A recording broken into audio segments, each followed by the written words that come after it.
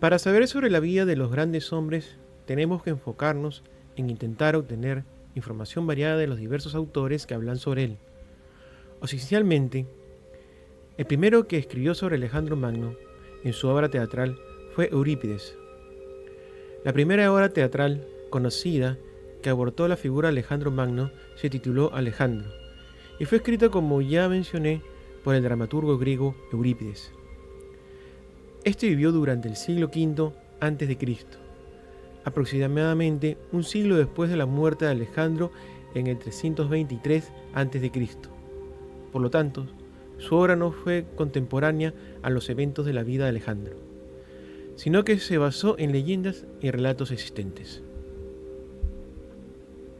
Alejandro, de Eurípides, su obra no se ha conservado en su totalidad, y solo se han preservado fragmentos. Estos fragmentos sugieren que la obra exploraba diversos aspectos de la personalidad y hazañas de Alejandro Magno. Eurípides, conocido por el estilo innovador y sus exploraciones psicológicas de los personajes, habría ofrecido una interpretación única de la figura histórica. Es importante tener en cuenta, aunque Eurípides fue uno de los primeros dramaturgos en abordar el tema de Alejandro Magno, a lo largo de los siglos se han producido numerosas obras teatrales, literarias y artísticas que han explorado la vida y las hazañas del conquistador macedonio. El escrito más antiguo conocido sobre Alejandro Magno es la Historia de Alejandro Magno, de Clitarco, un historiador y militar griego que vivió en el siglo IV a.C., aproximadamente durante la misma época que Alejandro Magno. Clitarco fue contemporáneo y, según algunas fuentes, también oficial en el ejército de Alejandro. Lamentablemente, la obra original de Clitarco no ha llegado hasta nuestros días, y lo que conocemos de ella proviene de citas y fragmentos citados por autores posteriores. La información que proporciona Clitarco es valiosa porque tuvo acceso a la fuente directa y pudo haber estado presente en alguno de los eventos que describe. Es importante destacar que, aunque la obra de Clitarco es la más antigua conocida, otros escritos y crónicas también constituyen con sus relatos sobre Alejandro Magno en los siglos posteriores.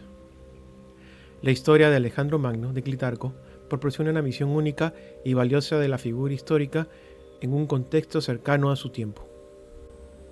Ptolomeo I de Sóster, uno de los generales de Alejandro y posteriormente gobernante de Egipto, Ptolomeo escribió una historia de las campañas de Alejandro. Su obra original se perdió, pero ha sido citado por otros historiadores antiguos. Por lo tanto, ya podemos ir viendo un patrón muy sospechoso. Todos los originales sobre Alejandro Magno han desaparecido, se hicieron humo y solo hay citas de estos en obras posteriores, la cual nos lleva a los siguientes autores. Arriano fue un historiador griego del siglo II después de Cristo y describió una de las biografías más detalladas sobre Alejandro Magno, titulado Anabasis de Alejandro.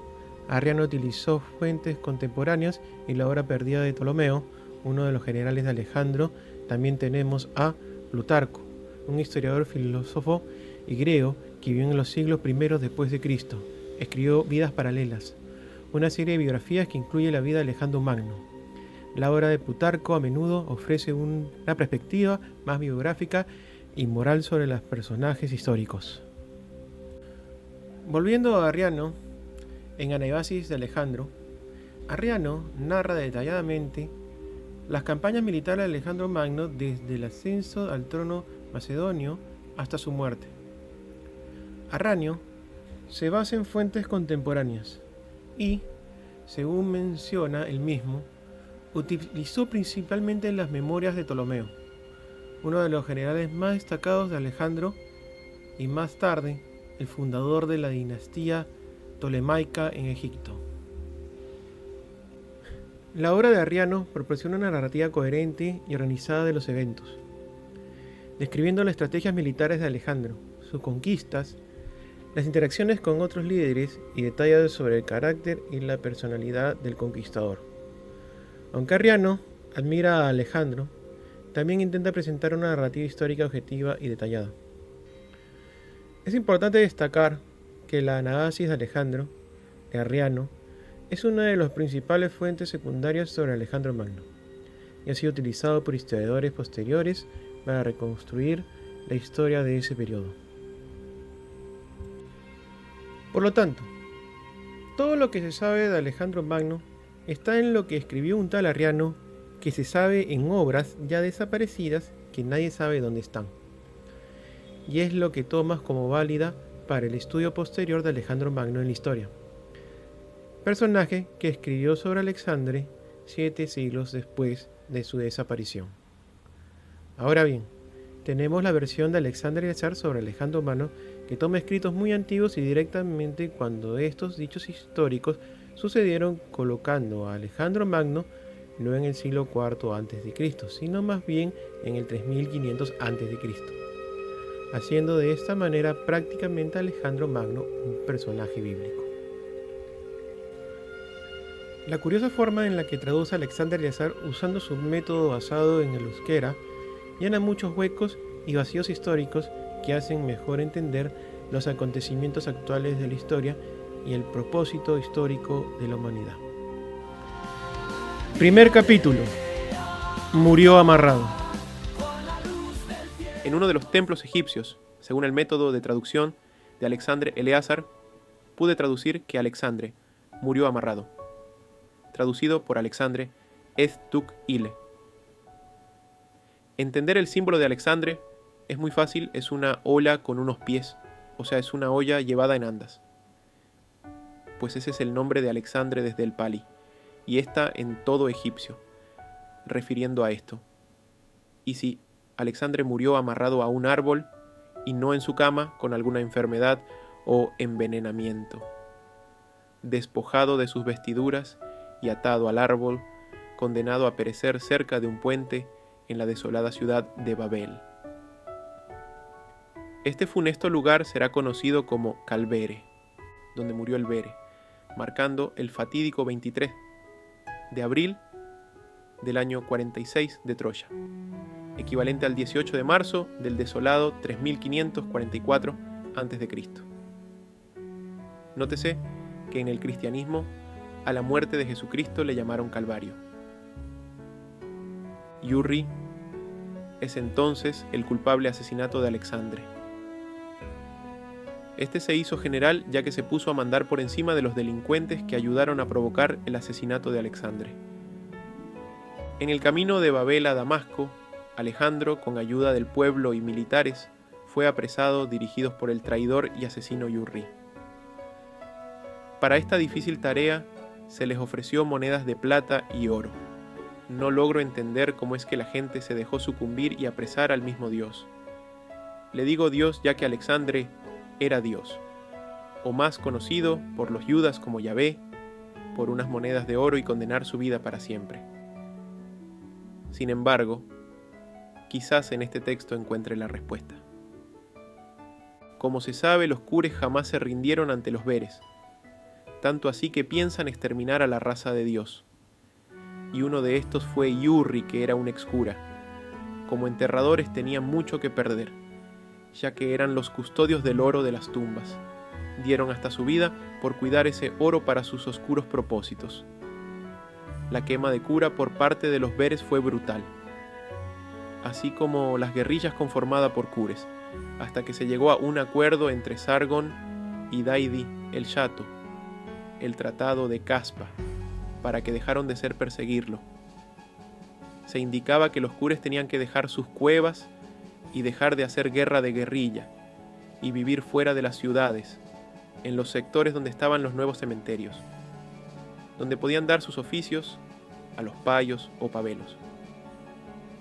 Así el reino de Aragón dejaría de perseguirlos, como será su odio. Adiós de esos cures que hicieron todo lo posible para cambiar la historia de Dios, y es la que tenemos en la actualidad. No solo eso, al matarlo, suplantar a Dios como su representante y ellos contar la historia como quisieron. Las élites payas lograron creer todo lo que contaban los Beres. Esto se debe a las profecías que se cumplieron a rajatabla, contenidas en la Bibele y Evangelio.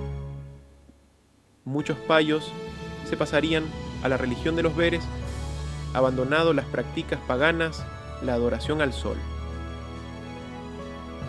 pagano se traduce como el que hace devoción al sol.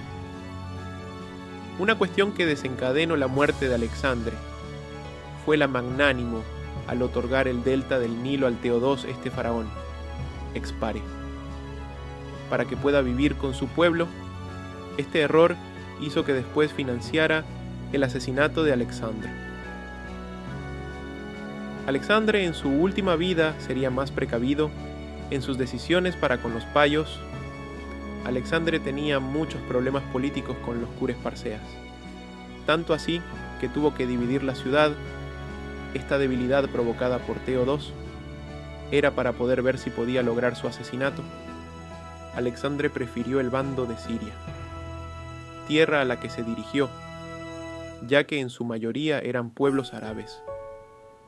En un instante de revelación, Alexandre se percató de cómo este oscuro designio conduciría irremediablemente a una catástrofe, una devastación que amenazaría con aniquilar a los Bere, su amado pueblo.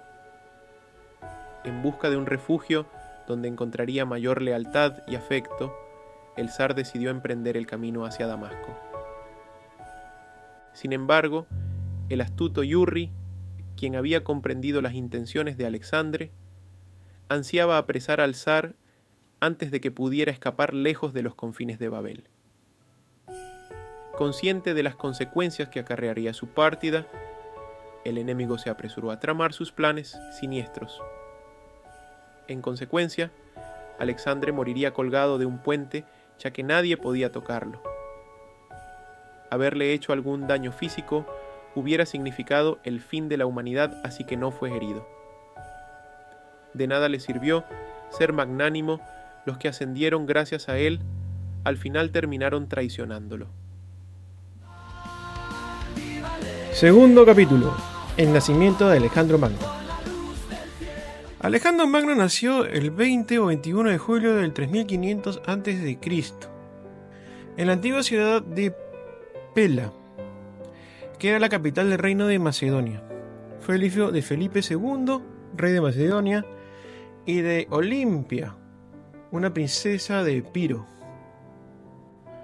La leyenda cuenta que el mismo día en que nació Alejandro, el templo de Artemisa en Efeso, uno de los 7 templos del mundo antiguo, fue destruido por un incendio.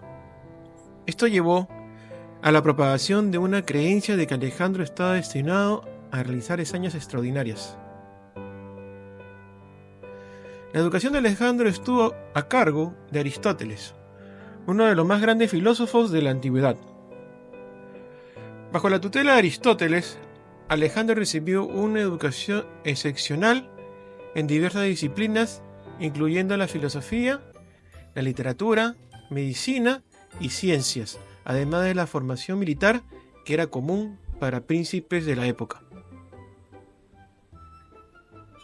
En la versión contada por Alexander el Azar, Alejandro Magno nacería en la ciudad de Gotemburgo, significando ciudad donde nació Dios. Según lo explicado por Alexandre, en esa temporada del año, en su tierra natal, las casas y llanuras, pobladas de altos y frondosos abetos y pinos, se hallan cubiertos de nieve. Es por esta razón que su nacimiento se representa en una duma, o sea palacio, rodeado de dichos árboles, y todos los conjuntos, con la ayuda de hilachas de lana, simulan estar empolvadas de nieve. El término duma originalmente significa propiedad o casa de la madre. Deriva de la Duma de Marta, ubicada en el actual Kremlin, en Moscú. A su vez, Kremlin es la contracción de Keremelén, que significa tierra de la querida hembra, siendo el lugar donde falleció la Shuri de Marta. Esta muerte fue llamada mártir debido al brutal asesinato de la reina por los payolos, los lotes payos. El sepulcro de la reina de los Mártin tomó entonces el nombre de Moscú. En el interior de una habitación se sitúa un bebé, o sea el pequeño B, en una cunita, alrededor de varios B, o sea corderos. Los llaman B B. En la cabecera se incluye una mujer, su madre, su segunda madre en esta tierra, siendo para él como una reencarnación de María, considerada la abuela de todos los humanos de raza blanca. La escena es dominada Nodael, el nacimiento de él, o Noel, nacimiento de él, donde él es Dios. Es en Zaragoza donde se celebraba por primera vez este globo terrestre la fiesta o celebración de Navidad, el primero de Faidbere del año 2 de Troya, y 26 de diciembre del 3588 a.C. Muy exactamente, en el día de la Epifania del 31 de diciembre y antes de una esfinge de María traída desde los campos troyanos, hombres y mujeres y niños se arrodillan con fervor. El B aclara que ahora ella, María, se encuentra nuevamente en su vasto reino de los 12 globos del mundo, regalado por su augusto o venerable hacedor como dote de día de su boda, y allí le espera para realizar juntos el camino de regreso a Val-Edén. Alexander recuerda a los Berú y Puebele la historia del hombre y los muchos que le quedan para recorrer hasta llegar al tan fatídico día del juicio final, el cual para juzgar a los humanos de la tierra tendrá que imponerse sobre los muertos y los vivos. Por las calles de la ciudad desfilan los 3 reyes magos, montados sobre briosos corceles. Uno de los reyes es el auténtico, pero Darnos y Beturregui son representados por sendos capitanes Uc y Gal. Alexander permanece en la ciudad hasta bien entrada el actual mes de enero. La Navidad conmemora entonces la gran victoria de Alexander en Troya y su nacimiento en la Nueva Elie. Me parece muy curioso la relación entre dos palacios cuando nació Alexander en ambas historias.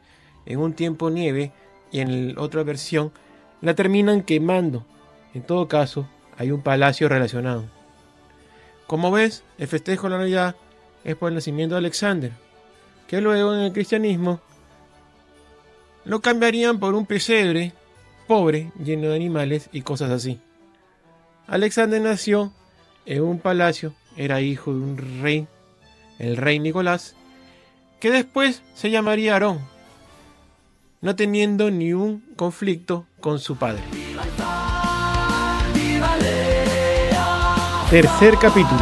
Alexander luchó en la guerra de Troya. Las campañas militares de Alejandro Magno fueron una serie de expediciones militares que tuvieron lugar entre el 334 a.C. y el 323 a.C. Su objetivo principal era expandir el imperio macedonio y conquistar territorios que abarcaban desde Grecia hasta Asia y Egipto. A continuación, se presenta un resumen de las campañas más importantes de Alejandro Magno. 1. Batalla de Gránico, 334 a.C. La primera gran victoria de Alejandro contra el imperio persa. En esta batalla, que tuvo lugar en Asia Menor, Alejandro derrotó al ejército persa comandado por el sátrapa, gobernador Memnón de Rodas. 2. Batalla de Isos, 393 a.C. Alejandro enfrentó y derrotó al rey persa Darío III. La victoria en Isos le permitió a Alejandro asegurar el control de Anatolia y abrir el camino hacia Fenicia y Egipto. 3. Sitio de Tiro, 332 a.C. Tiro era una ciudad fenicia que se resistió al avance de Alejandro. Después de un largo asedio marítimo y terrestre, Alejandro finalmente conquistó Tiro, consolidando así su control sobre la región. 4. Conquista de Egipto 332-331 a.C. Alejandro fue recibido como liberador en Egipto, donde derrotó a las fuerzas persas y fundó la famosa ciudad de Alejandría. Los egipcios lo aclamaron como faraón. 5. Batalla de Gaugamela, 331 a.C. Esta fue una de las batallas más significativas de las campañas de Alejandro contra Persia. En Gaugamela, derrotó decisivamente al ejército persa de Darío III, lo que le permitió tomar control de Babilonia y Persia. 6. Conquista de Persia, 331-330 Cristo. Después de la batalla de Gaugamela, Alejandro continuó su avance hacia el corazón del imperio persa, tomando ciudades clave como Susa y Persépolis. 7. Expedición a la India, 327-325 a.C. Alejandro llevó a su ejército al este, alcanzando regiones de la India. Su campaña incluyó la famosa batalla contra Poros en el río Hidaspes. Sin embargo, las tropas macedonias, agotadas, se negaron a avanzar más allá del río Indo, y Alejandro decidió regresar. 8.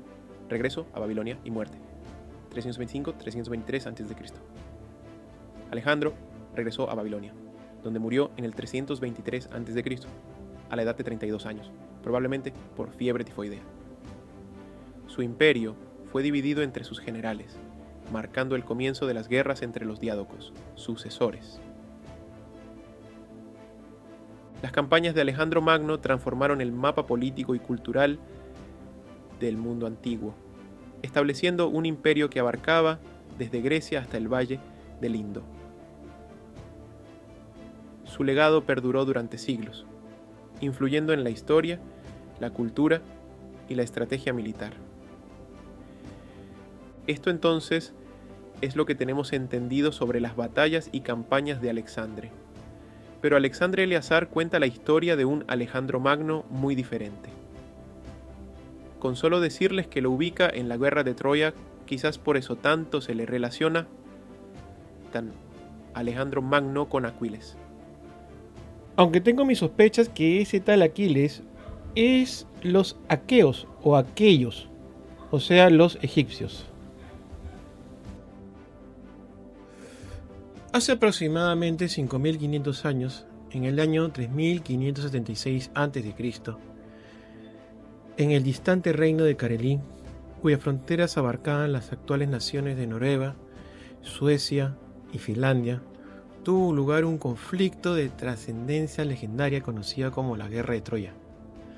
En aquellos tiempos antiguos, la tierra estaba habitada por el noble pueblo de los Elen, quienes se encontraron inmovilizados en su avance por la fuerza de los audaces payos, también conocidos como los españoles, que llegaron a estos territorios. Las inclemencias del clima, caracterizada por crudos inviernos y calurosos veranos, se asemejaban a tierras que habitaban los vascos. Las inmensas nevadas dificultaban el acceso a través de las empinadas puertas de montaña, tanto en invierno como en verano. Los españoles habían conquistado prácticamente toda Europa, excepto esta región de Karelí y un pedazo de tierra conocido como Beasco. Al verse imposibilitado de cruzar el estrecho y poner pie en Noruega, tuvieron que detener su hasta ahora imparable avance. Fue gracias a los españoles que muchos hombres han sido otorgados a tierras y ciudades alrededor del mundo. Alemania y Dinamarca son ejemplos de ello. La fundación de Copenhague, hoy capital danesa, se atribuye al ejército español, quienes la bautizaron como lugar de agua de los españoles. Incluso se dice que los ingleses y los estadounidenses tomaron inspiración de los españoles para crear la infantería de marina, hace mucho tiempo atrás. Los españoles desembarcan en distintas costas con su flota marítima, permitiendo a sus valientes infantes poner pie donde así lo desearan, continuando la lucha por tierra. Estas circunstancias brindaron el escenario ideal para que la infantería española desplegara todo su potencial, culminando en la conquista de la capital del reino de Karelí, Gotemburgo, ubicado cerca del Imperio Payo, cuyo origen se remonta al legendario Alejandro. Parecía que solo debían apoderarse de la costa opuesta, y así lo intentaron. Desembarcaron numerosas tropas, pero fueron diezmados. Si bien sus barcos lograron fondear a lo largo de la costa, una vez que los soldados pusieron pie en tierra, fueron exterminados sin piedad. No obstante, en el ámbito marino, los españoles siempre se erigieron como los amos indiscutibles. Los Selen, por su parte, poseían pequeñas embarcaciones ya que no se dedicaban a la guerra. En el pasado, durante la guerra de Troya, los payos enfrentaron a los audaces helenes en encarnizados combates. Los barcos de los payos, aunque inferiores en tamaño y equipamiento, lograron hundir algunas embarcaciones enemigas. Con determinación, los españoles desembarcaron cerca de la capital, pero fueron rápidamente aniquilados por la ira de los helenos. Así, los españoles se vieron imposibilitados de conquistar esas vastas y gélidas tierras. Para establecer una tregua, los españoles enviaron un mensaje al líder de los beres, manifestando su deseo de entrar en un son de paz, anunciando su llegada con trompetas que anunciaban la paz. Su propósito era llevar a la hija del emperador Omaizoi para casarla con el joven Alexandre. Si su matrimonio era aceptado, se firmaría un tratado definitivo en la cual, en algún lugar del reino de los helenes, Alexander, un joven de apenas 19 años, creía firmemente que era Dios victorioso prometido por las escrituras de la Biblia. El pueblo de los helenes compartía esta creencia, incluyendo a sus padres, conocidos entonces como Nicolau, y su madre Anatacha. Todos ellos impulsaron a Alexander a emprender acciones militares, convencidos de que lograrían una destacada y resonante victoria. Es importante señalar que el padre de Alexandre también era conocido como Aarón, un apodo que significaba el macho muy bueno o el súper bueno. Esta costumbre de otorgar apodos a figuras importantes era común en aquel tiempo. Así como Dárdanos se convirtió en Dardonos y Acatudón, el nombre primitivo desaparecía a menudo. En la historia de aquel periodo, el padre de Alexandre aún no era conocido como Aarón. Este apodo lo recibió más adelante, cuando alcanzó gran renombre al dirigirse a Atenas y proclamar todo lo escrito en la Biblia. Fue gran ave de esas tierras. En una magnífica exhibición de destreza ecuestre, Alexandre, quien desde su infancia era un hábil jinete, se monta a caballo. Atraviesa las tierras del reino de su padre y desembarca en Kaifaru, hoy Helsinki. Una vez allí, emite instrucciones a sus valientes combatientes, quienes invaden rápidamente el territorio bajo el dominio de los payos. Capturan por sorpresa la caravana que transportaba a la princesa, haciendo de la hija de Omaizoi una prisionera de los Bere y llevándola al interior del reino de Carelie. Su nombre era Hermione. Era muy guapa, de belleza paya, y fue encerrada en una torre, luego en la misma guerra de Troya. Se le usó como distractor psicológico para el emperador, viéndola desde su fuerte, la estilizada figura de su hija bailando a la luz de las linternas. Su pequeña y fina figura, para el deleite de los soldados y capitanes beres. Esto le ponía muy triste mientras escuchaba canciones a lo lejos, dentro de su castillo conocidas como palamencos, el lamento de los palé. Su corazón no dejaba de llorar. Pero la ley es clara para Alexandre, ojo por ojo. Así le hicieron saber al emperador, ya que las chicas beres tuvieron que sufrir peores vejámenes por parte de los pares. Los payos de ahora tenían que sentir ese mismo sufrimiento. Sin embargo, Alexandre fue muy liberal con las mujeres, dando toda clase de derecho, y sobre todo la potestad de poder casarse vírgenes. Algo imposible antes por el derecho de pernada de todos los pares. La Ilíada nos ofrece una explicación, aunque tal vez no intencionada, sobre cómo esta historia se convirtió en una leyenda a lo largo del tiempo. Los traductores, al leer la palabra Helena, creyeron que se trataba de una joven raptada por los troyanos. Los griegos intentaron recuperar a Helena al desembarcar cerca de Troya, con el propósito de devolverla a Grecia, ya que era la esposa de Menelao y demás. Sin embargo, los traductores, como suele suceder, se enredaron en sus propias interpretaciones, creando una nueva historia basada en los materiales disponibles.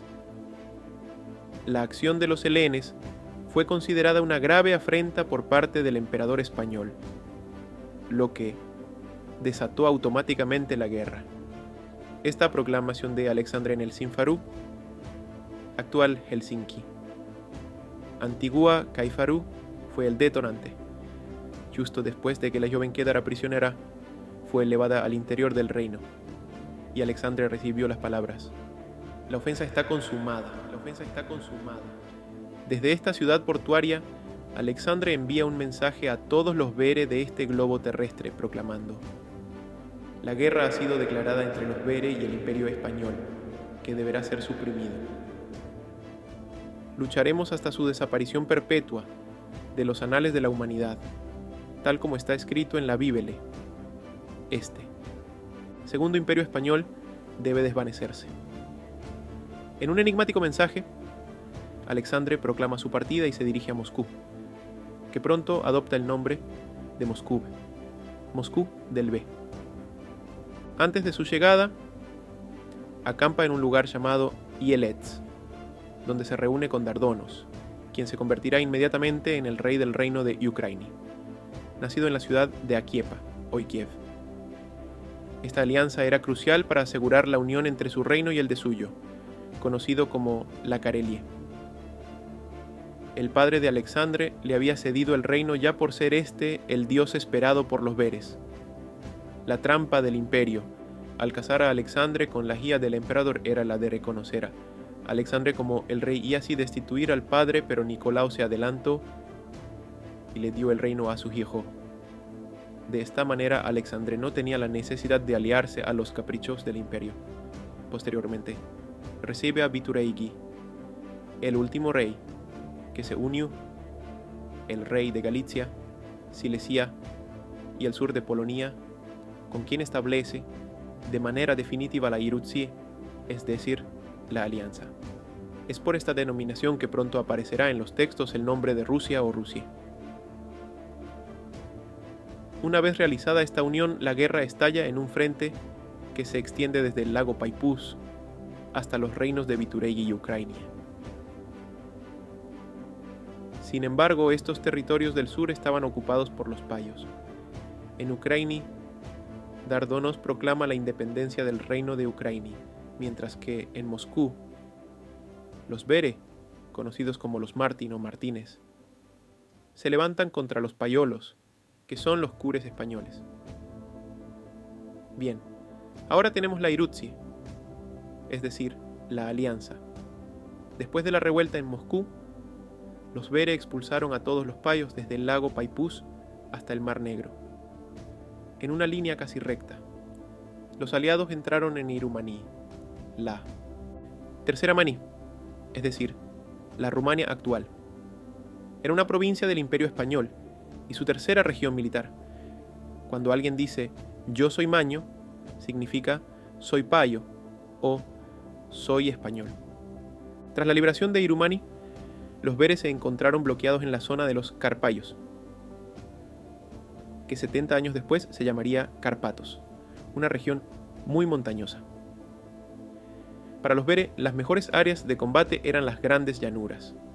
Los payos tenían que lidiar con el frío, la nieve y la lluvia.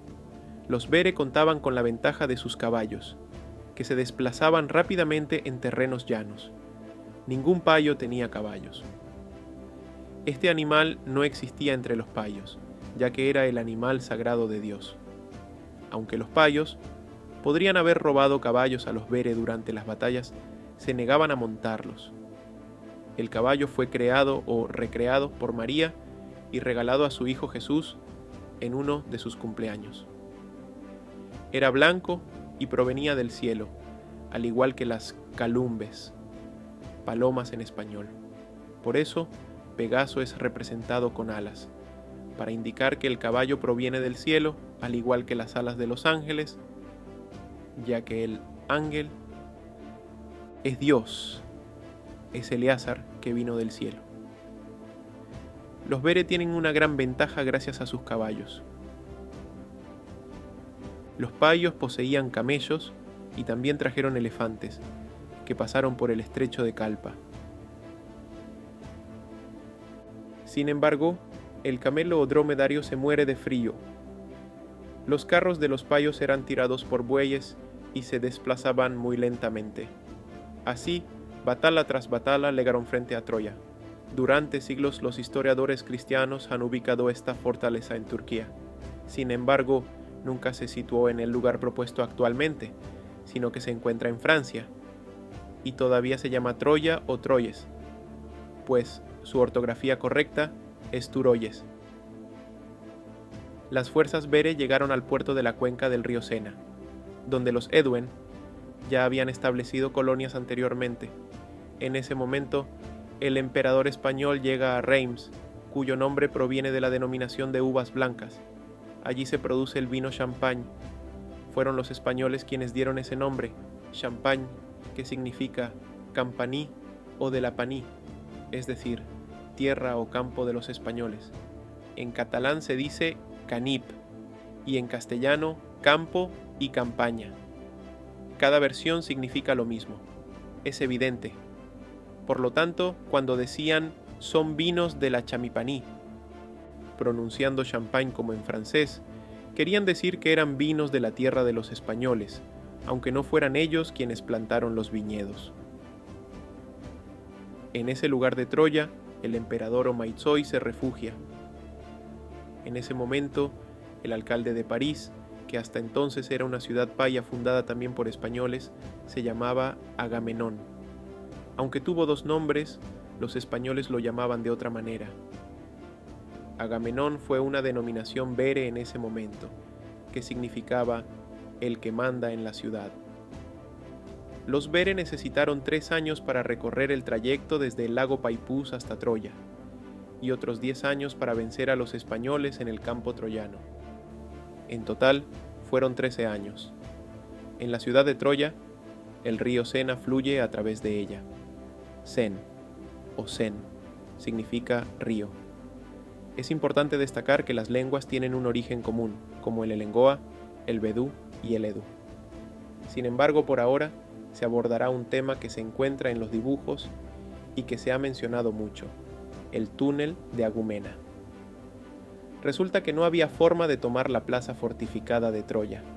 El emperador había vivido allí durante 10 años en ese fuerte. Si regresaba a Caide, Cádiz, todo su ejército lo seguiría. La pregunta surge sobre cómo pudieron resistir tantos años allí. La respuesta es que caravanas interminables de carros, tirados por bueyes, llegaban desde todo el imperio. Traían comida y armas, ya que el territorio de la actual Francia era muy rico y producía de todo. En la parte norte, llana y en los fértiles campos, se producían grandes cantidades, para esa época, de cereales, carne y leche, especialmente gracias a las vacas de Noremandí. Pregunta por dónde pasaban los payos, y se responde que lo hacían por el sur, que aún estaba bajo el control del imperio. No se trataba solo de atacar Troya, sino que el frente se extendía al norte del río Sena hasta el Urín. Los bere atacaban al imperio desde todos los lugares posibles, pero los payos se encontraban muy fuertes en las regiones montañosas. Los bere avanzaban y ganaban batallas cuando hacía mucho frío y llovía, mientras que los payos se defendían bien y a veces salían victoriosos en días de mucho sol y calor. La línea del frente tomaba la forma de una serpiente en constante avance, retroceso y movimiento en diferentes sectores escabrosos. La guerra parecía interminable, por lo que los bere tuvieron una idea. Decidieron taladrar una galería debajo del río Sena para llegar al campo enemigo en un lugar lo más seco posible, aprovechando cuando las aguas de inundación estuvieran heladas. Aunque el río Sena atravesaba una región muy lluviosa y a menudo se desbordaba, este plan permitiría acceder al territorio enemigo en condiciones más favorables. Algunos consideraron que el agua podría filtrarse a través de la capa de tierra y quedar entre el techo de la galería y el fondo del lecho del río. Por lo tanto, se concluyó que el túnel debía ser lo suficientemente profundo. Hubo muchas discusiones entre los valientes helenes, ucraínis y galegos, hasta que finalmente el gran jefe Agumena exclamó: Sí, hagámoslo. Dado que estaban rodeados de bosques, decidieron poner troncos uno al lado del otro y tapar los espacios con arcilla, la cual buscarían en cualquier lugar disponible. Así, comenzó la monumental obra del túnel, conocido posteriormente como el Túnel de Agumena, en honor al rey de esas tierras. Miles y miles de combatientes pasaban semanas o incluso meses sin luchar contra el enemigo, ocupándose principalmente de cortar leña para mantener encendidas las hogueras durante el invierno. El suministro de alimentos llegaba al campo troyano a través de los agricultores y hombres no aptos para la guerra, quienes se ocupaban de las tareas logísticas. Finalmente, los combatientes Bere lograron llegar a la parte superior de la colina y perforaron el suelo del sótano del palacio. Los primeros en entrar hicieron saber a los que les seguían que habían tenido éxito. El mando de los Bere se enteró de esta importante conquista y, satisfechos, Alexandre y Agumena hicieron pasar a cientos de valientes guerreros Bere a través de la galería vertical y llenaron la gran sala de los sótanos de personas armadas. Aunque no todos podían acudir al mismo tiempo, debido al estrechamiento del espacio, al principio había alrededor de 200 o 300 combatientes Bere. Eran suficientes para llevar a cabo su cometido. La sala estaba cerrada al otro lado de una puerta maciza, la cual fue abierta por los criados desde los pasillos. Era la madrugada del 26 de diciembre del año 3589 de esta era cuando los Bere salieron al exterior. Se encontraron en un callejón empinado que se elevaba en pendiente. Se agruparon alrededor de los edificios del palacio, llegando a reunir cerca de 1000 combatientes que habían ingresado a través de la galería durante el resto de la noche. Y cuando amaneció, el acuerdo con los criados consistía en que ellos abrirían todas las puertas que daban acceso a las habitaciones del emperador, ya que la principal misión era capturarlo con vida. Los Bere se acercaron a los aposentos, pero no todos los criados aceptaron las ofertas de los Bere, por lo que algunos comenzaron a resistirse. Cuando el emperador escuchó el ruido de la lucha, preguntó qué estaba ocurriendo. Alguien le gritó: ¡Los Bere! ¡Los Bere! Al darse cuenta de que la pelea se desarrollaba en un pasillo y al tener conocimiento de un pequeño subterráneo que desembocaba a media altura de la colina, el emperador logró escapar por allí. Los Bere se percataron de su huida y salieron corriendo tras él, acompañados de Moisés, quien también residía en el palacio, por ser líder de los judíos y tener conocimientos estratégicos. Pues Moisés es el historiador oficial del reinado del emperador, tomaba nota de todos los acontecimientos de la guerra que se desataba. Mientras tanto, algunos notables lograron escapar por estrechos pasadizos. Los combatientes Bere se encontraron con una desbandada colosal cuando el emperador y sus seguidores huyeron velozmente a lomos de sus camellos. Aunque los payos contaban con miles de elefantes provenientes de la exótica Putanie y cientos de miles de camellos, no tenían caballos en su ejército. Por otro lado, los Bere se habían unido a un frente troyano formado por 2 millones de combatientes, sumado a otro millón que llegaba desde el río Urín hasta el Mar Negro. Estos guerreros procedían de China, Japón, Malasia, Filipinas, India, Persia, Siria, Egipto, toda África negra y especialmente del norte africano, donde habitaban los payos negros. También se unieron combatientes de España, donde había colonias de chinos y japoneses. La visión de la huida del emperador, quien parecía tener fuego en sus talones, llevó a la mayoría de los oficiales y soldados payos a seguir su ejemplo y escapar de la guerra.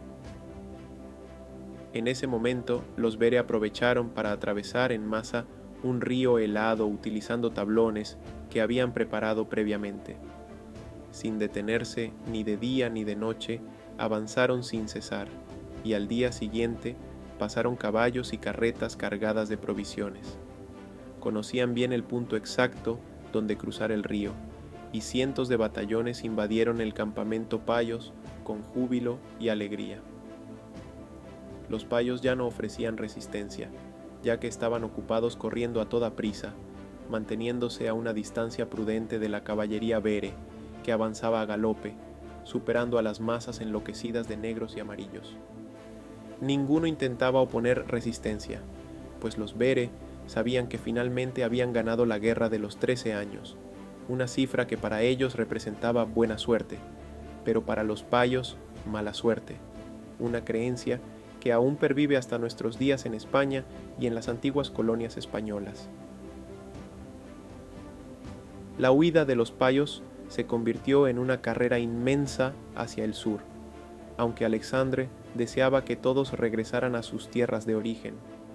Omaizoi, acompañado de Moisés y otros líderes payos, llegó a la ciudad que ahora se llama Clermont-Ferrand, el camino más corto y seguro para regresar a la amada España, la tierra predilecta de los emperadores, los pares, los papas y sobre todo los cures. Los payos llamaban a España Peninsula, luego Peninsula Ibérico por los Beres, según la denominación dada por Alexandre.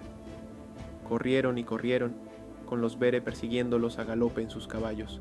Mientras tanto, otros Bere ocupaban ciudades y pueblos, pero los batallones de élite, conocidos como Loeleta por ser de Eleazar, el emperador de los payos, desesperado por la persecución de los Bere, decidió establecer un último bastión de defensa en las montañas. Convencidos de su fortaleza en esta tierra montañosa, considerándola su segunda España, los payos se prepararon para la batalla final. Sin embargo, los Bere llegaron justo a tiempo para sorprenderlos. Capturaron al emperador y lo colocaron sobre un estrado, atado de rodillas a una rueda de carro con cadenas que inmovilizaban sus brazos y piernas. Este simbólico acto representaba la caída del poderoso líder payos y su rendición ante los Bere. Con su prisionero asegurado, los Bere continuaron su avance hacia el sur. Cruzaron los Pirineos, adentrándose en España, esa tierra misteriosa llena de inmensos sepulcros, de los que tanto se hablaba. Este final épico y lleno de giros inesperados muestra el destino de los protagonistas y las consecuencias de sus acciones, dejando una huella indeleble en la historia de los Bere y los payos. Cuarto capítulo. La campaña militar de Alejandro Magno en España. El 26 de diciembre del 3589, tras la victoriosa batalla de Troya, Alexandre es aclamado por los reyes y capitanes Beredej con fervor divino, siendo bendecido por el dios Be. Se consolida el Tratado de Irún, que pone fin a la prolongada contienda bélica de los 13 años. Los tres reyes magos proclaman haber alcanzado la Epepanie, que simboliza la victoria militar sobre la Panie por la espada. Los payos, considerando el número 13 como portador de infortunio, contrastan con la creencia de los Bere, quienes le atribuyen benevolencia. En Calairemont, conocido como Supalitze, suplicio o tortura del emperador por los payos, ocurre la defunción del Mendón Omaizoi, el emperador de todo el imperio pagano de España. La fundación de la capital de Emporitol es obra del rey mago Dardonos, quien se erige como monarca del novedoso reino de Cerdania. cuya duración se extiende por 169 años. Auso experimenta su liberación a manos de uno de los capitanes de Alexandre, proclamando a Veron Julius como rey de Ausetani. Betul, actualmente conocida como Badalona, se debe a la presencia de Alexandre, desde donde los capitanes y cosacos liberan Barcelone. La entrada triunfal de Alexandre en Barcay, la antiquísima Verceleone, renombrada como Barcelone, marca un hito histórico. Bajo las órdenes de Alexandre, se inicia la edificación de la ciudad de Beregat, Maunerese, hoy Manresa. Es liberada por las tropas troyanas, erigiéndose una majestuosa basílica sobre el Monte Amarillo, ocupando el lugar previamente destinado al templo. Alexandre, al llegar a las orillas del ancestral río,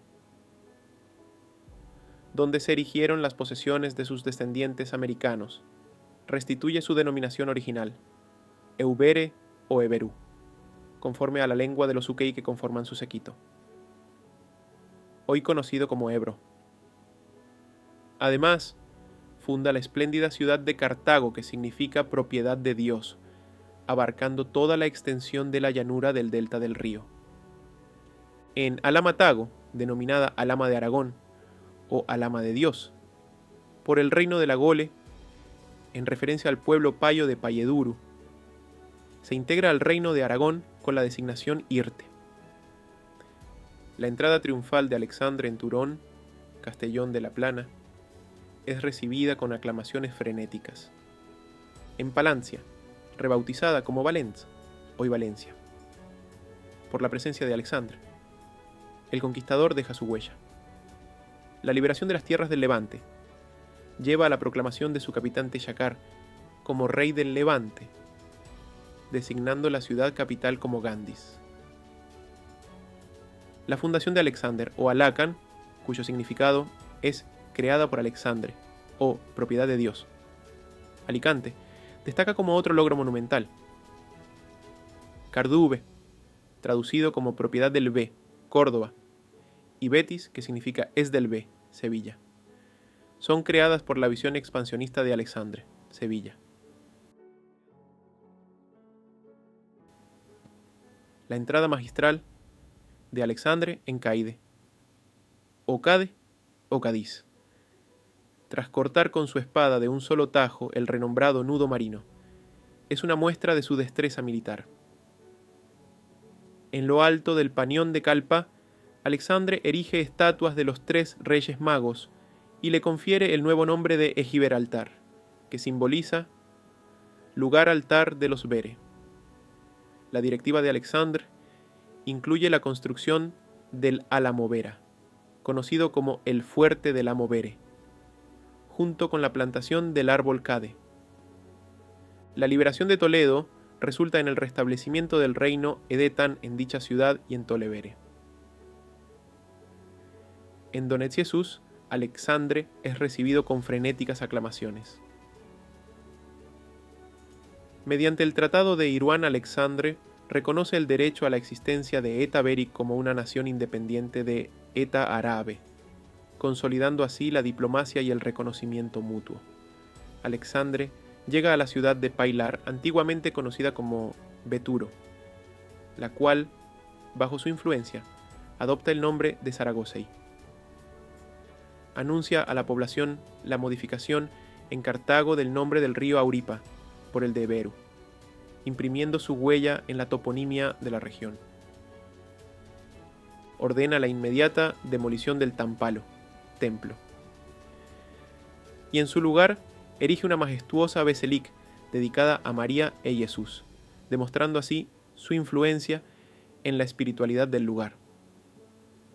Alexandre, a partir de entonces, será reconocido como Saragose, el zar Dios. La ciudad se designará como Ascatúa Saragose, que significa es el zar Dios que la liberó, o César Augusta, denotando es el zar que la apadrinó. En esta urbe celebra el primer aniversario de la victoria de Troya, regalando juguetes a los niños, quienes le denominan Eneadi, mi Dios, o en Adiele, mi dios Ele, en referencia a su nacimiento en Carelie, con un paisaje de pinos o abetos y nieve. La representación del nacimiento de Dios adopta la denominación de Nodael, es nacimiento de Ele, o Noel, nacimiento de Ele, marcando así la primera celebración de la Navidad en Zaragoza. Alexandre renombra el monte Payeida, conocido como Monte de los Payos, como Eleirida, que significa es ciudad de él, o es ciudad de los Ele, hoy Lleida o Lerida, evidenciando su capacidad para moldear el paisaje y la nomenclatura. En el día 23 al 24 de junio tiene lugar el matrimonio del rey Dardanos con la pubele y ulete de Auso, en un emplazamiento llamado Terares, actualmente San Juan Abadesas. Alexandre, siendo el padrino de la boda, adquiere el título de Augusaita o Augusta. Desde ese día, en el reino de Cerdani, pasa a ser llamado Alexandre Augusta.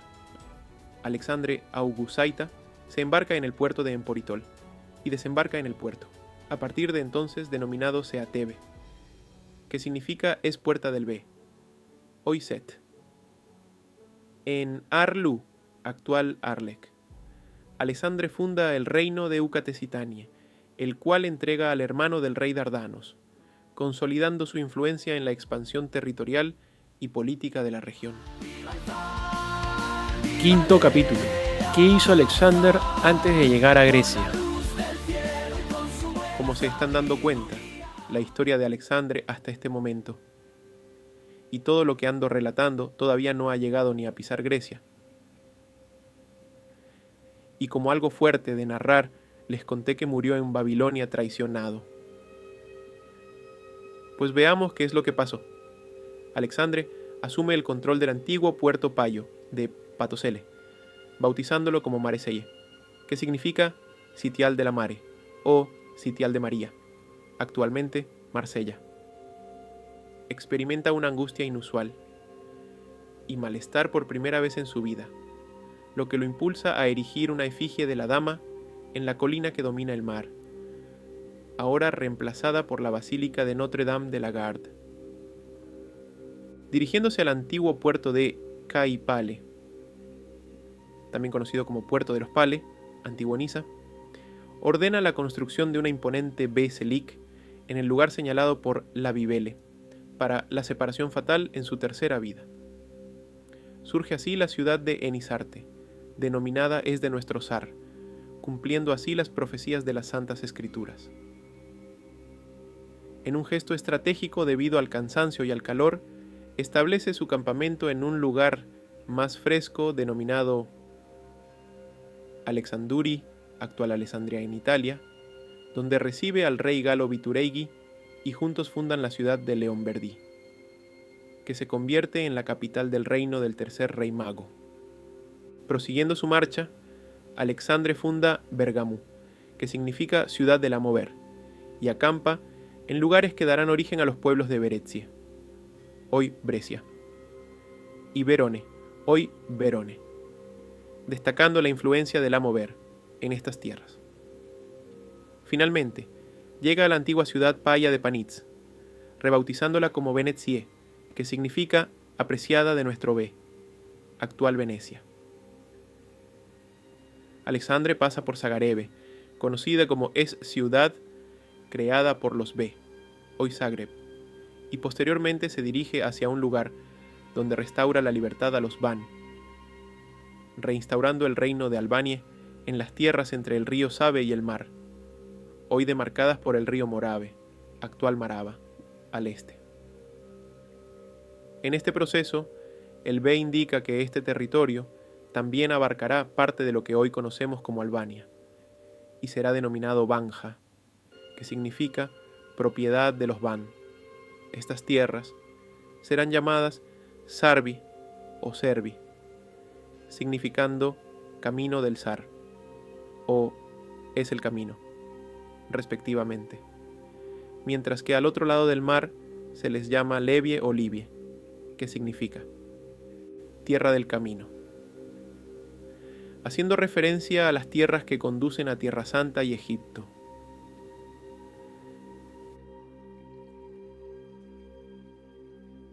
Estableciendo Alexandre, designa estas tierras como An Matxe Donif, que se traduce como allá es la propiedad de María, haciendo alusión a las tierras de Lebán o Lebanón, donde supuestamente falleció María.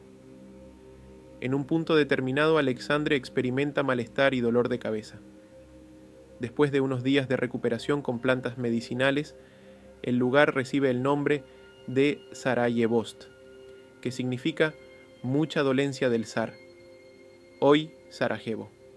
Los Argón fundan la ciudad de Tarragón, que se integra al reino de Aragón, mientras que los galos toman posesión de un puerto y lo llaman Oportugal. En su lugar un santuario. Finalmente, Alexandre llega a Atenas, la antigua ciudad de los Pale, fundada por el king Aqueo.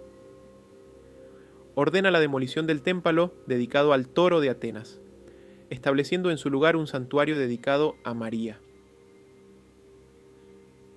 El templo, anteriormente llamado Karadar por los Pale, dejó restos que dieron origen al monumento conocido como Partenón, ubicado en un monte pequeño. El padre de Alexandre, rey de los helenes y de los reinos de Elis, de Atenas, Carelie y Helenie, es designado Gran Ave durante la firma del Tratado del Peloponese entre Alexandre y el exfaraón Teo II, llevado a cabo en el campamento del primero en el lugar entonces, llamado Troi Sensu, que significa juicio de Troya, hoy ciudad de Tresene. Sexto capítulo. Ahora que llegó a Grecia, ¿qué pasó después? Alexandre llega a Samos, la gloriosa capital de Remo, o Samoen Etueile. Tarquinus conquista Patatman, denominada Puerta Poderosa de Pale, hoy Estambul. Posteriormente, Alexandre pisa tierra en lo que será conocido como Egipto, fundando la ciudad de Alexandría, hoy Alejandría. En Memphis, Alexandre establece su campamento, y en honor a los UK se le añade el prefijo El, pasando la ciudad a llamarse El Caire. Oficialmente se dice que fue recibido en la ciudad de Memphis como un liberador y se le proclamó faraón. La población local lo aceptó como suceso del dios egipcio Amón, y Alejandro se autodenominó hijo de Amón. No sé bien, pero cuenta la leyenda que Alejandro Magno cruzó el desierto de Libia, parte del desierto del Sahara, durante su campaña en Egipto. Según algunas leyendas y relatos, cuando se encontraba en el oasis de Sigua, Alejandro buscó la aprobación divina y visitó el famoso oráculo de Amón, en el templo de Amón-Ra, en Sigua. La sacerdotisa en cuestión es la sacerdotisa del oráculo, significa esta palabra donde ora el culés oculos, conocida como la pitonisa de Sigua. Se dice que, al llegar ante ella, la pitonisa lo reconoció como hijo de Amón, un dios egipcio, y le habría proclamado como hijo de Dios. Este evento tuvo un impacto significativo en la percepción de Alejandro, y contribuyó a su autoproclamación como hijo de Zeus, y, posteriormente, a su aceptación en Egipto como faraón y gobernante divino. Esta sacerdotisa debió ser la agorera famosa mestiza de Egipcio y Bere, que sabía todo lo relatado en la Bibele y los destinos de Alejandro Magno. Alexandre la conocería y la liberaría del confinamiento que implantó Teo II sobre ella. Luego, Alexandre funda la ciudad de Taebes, o Taebes como nueva capital de Egipto. En Obeidu, hoy el Obeid, al oeste del Nilo, Alexandre se arrodilla ante la estatua de María, que instala en el lugar.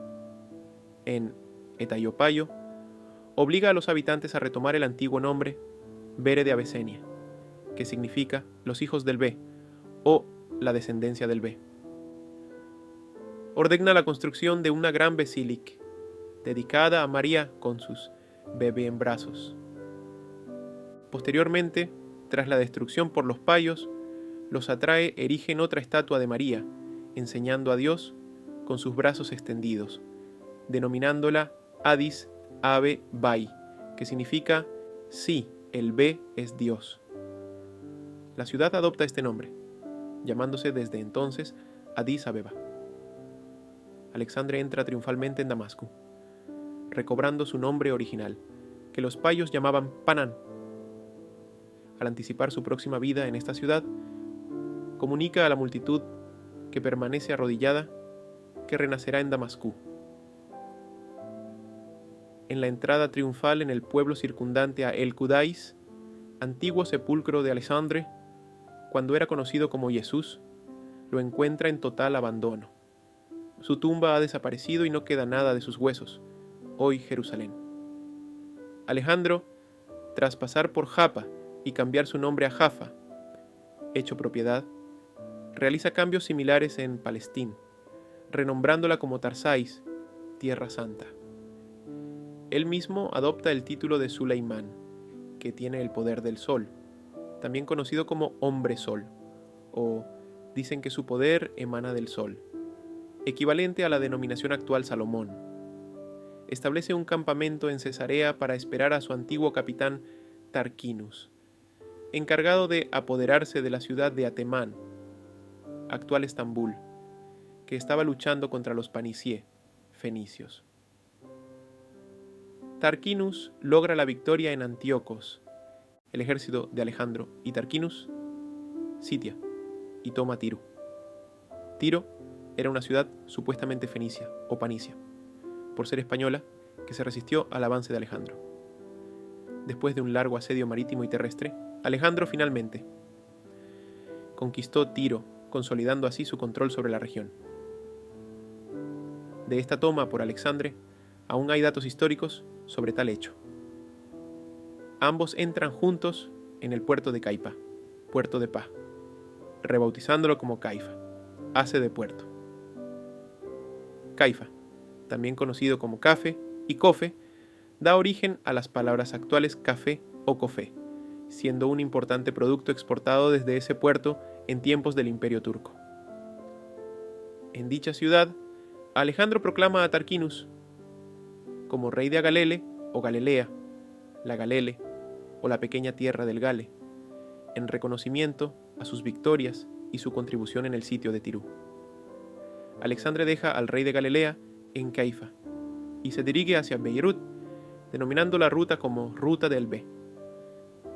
Su objetivo inmediato es Damasco, donde abraza con alegría la tumba verde de su antigua Shurride y Maderu venerada como Maria y Ambetistú.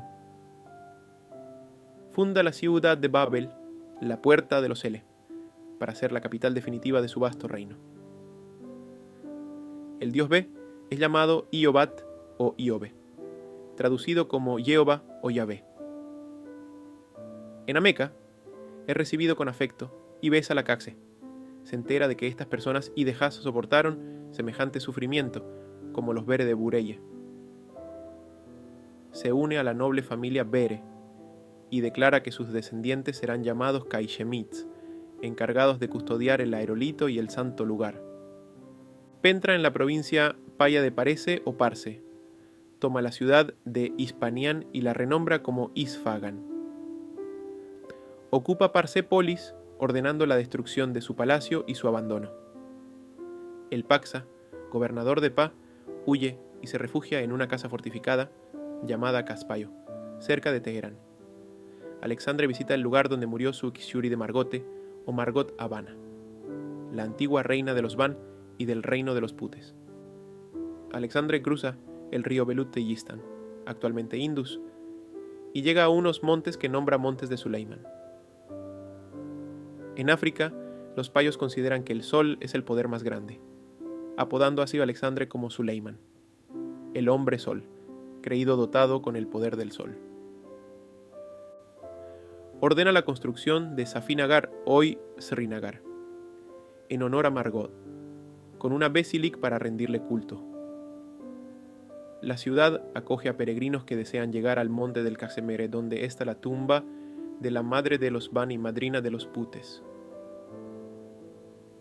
Sarinagar es también la amada Margoirite y Surinegar, La región montañosa que alberga estos sepulcros se llama Karakorum, y Alexandre la nombra Mount Gole, Montes de la Gole.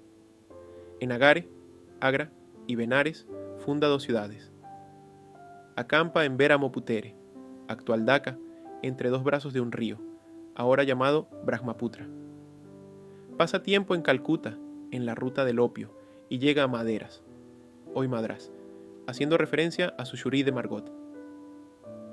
Alexandre visita la ciudad de los Van, llamada Bangaor, donde restaura el poder de los Van, y celebra la gran victoria de Troya y el tratado de Irán, que más tarde, con los galos, será llamada Bangalor. En este lugar, Alexandre también visita el Santísimo, lugar donde su Shuri de Margorit tenía otro palacio llamado Damau, que hoy es conocido como Damao. Posteriormente llega a Karaxin, Karachi. Alexandre llega al río Amudarya, llamado la propiedad de la dama, y visita la gran feria de Samarcandi, lo que lleva a que toda la región sea llamada Uzbekistán, que significa es propiedad de nuestros B. Finalmente, llega a la orilla del gran lago, llamado Ural, hoy Mar de Aral, y del otro Ural, hoy Mar Caspio. Explora la ciudad de los cosacos, llamada Bolgarie. Alexandre logra una victoria sobre los chinos en Kazán, enfrentándose a más de 500.000 de raza amarilla con solo 80.000 hombres. A pesar de estar completamente cercado, Alexandre realiza un famoso discurso pidiendo la intervención divina de Adama Berta, antigua Shuraid, para obtener la victoria. Miles de kazak acuden en respuesta, permitiendo que Alexandre rompa el cerco y derrote a todos sus enemigos.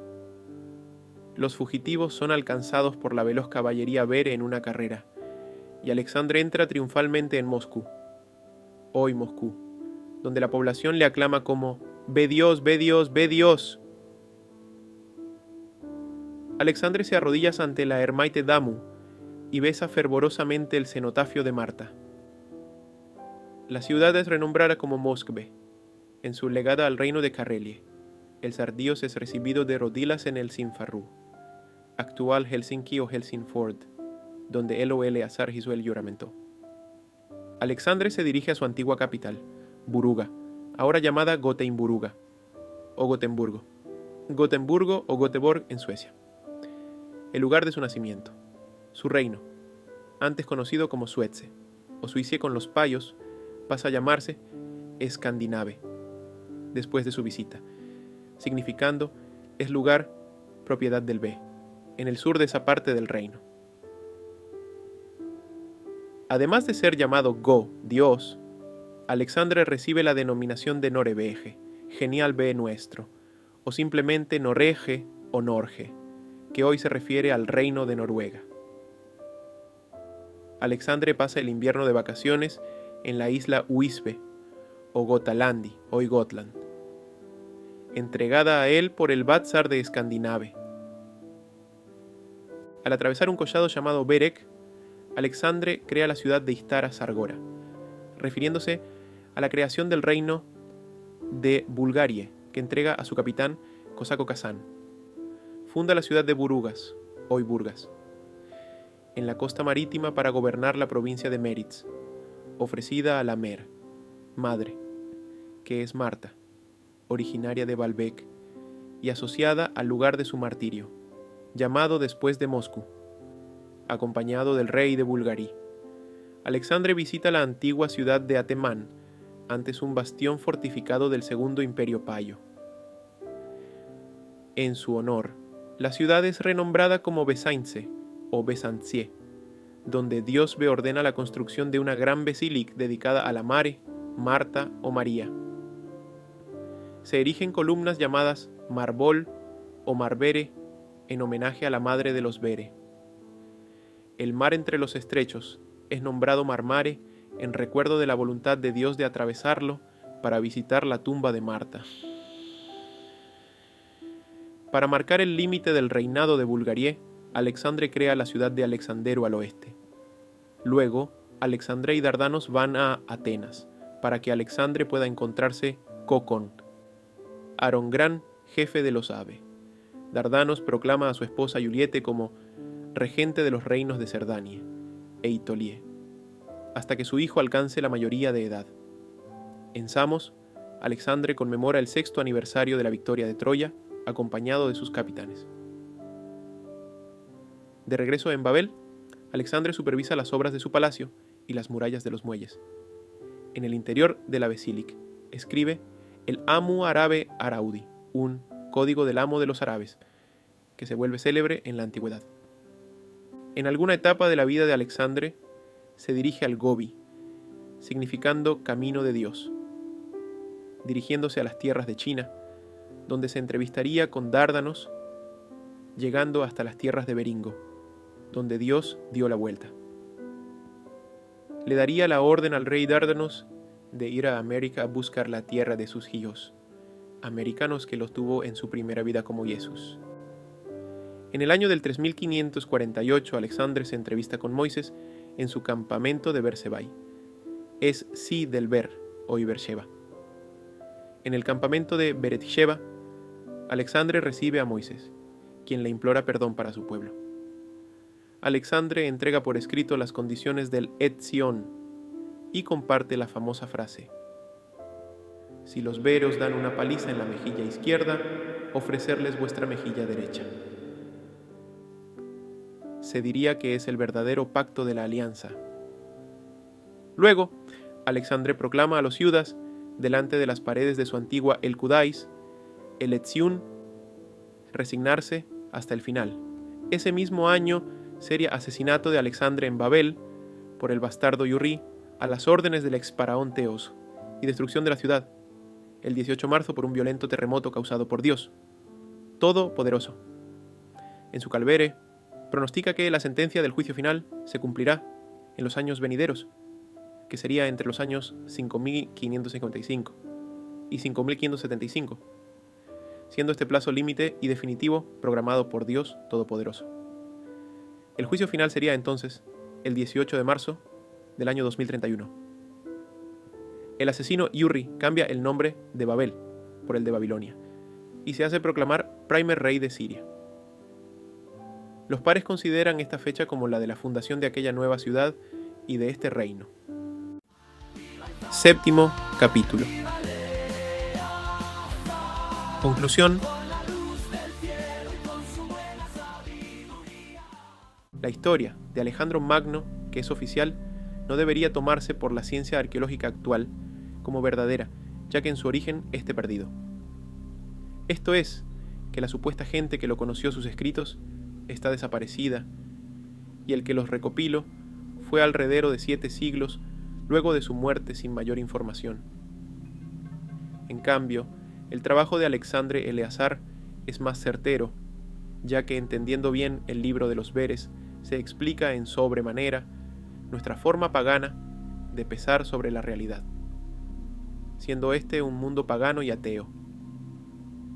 Además, el libro cuenta con traducciones desde la interpretación de Eleazar, que cuenta una historia diferente de Alejandro Magno. Algo que es oficial que se le declaraba a Alexandre como un dios. ¿Y quién era ese dios? Pues es simple. Es el de los tiempos bíblicos escrito por los Yudas y con el cual hicieron el pacto para ser el pueblo elegido. El error nace en no entender que Alexandre lo llamaron de muchas maneras, por ejemplo. Abraham, Yahvé, Yobat, Gabriel, etc. Así que no se tiene un verdadero conocimiento de quién fue para la humanidad de esos tiempos. Algo que se debe entender que escribir era algo de escribas y era algo muy caro. Si se encuentran muchos textos sobre Jesús Cristo, es porque se buscó implantar esa religión basada en la muerte de Dios y de otros personajes uniendo todos en uno. La verdadera historia ha sido contada en este video. Queda en ustedes ser partícipes de la historia y compartirla. Y recuerden, amen Egin y Salum. El verdadero poder es el poder final. Viva Alexandre, que ahora es Dios Todopoderoso. El libro Histroila ya está a la venta. Puedes adquirirlo en físico y en formato digital en los comentarios o en la descripción del video. Gracias. Espero que les haya gustado este video. Si te gustó el contenido y la edición, te pido que me dejes un like o te suscribas a mi canal. Recomienda este contenido a otros. Te habló Henry y te deseo muy buenas noches.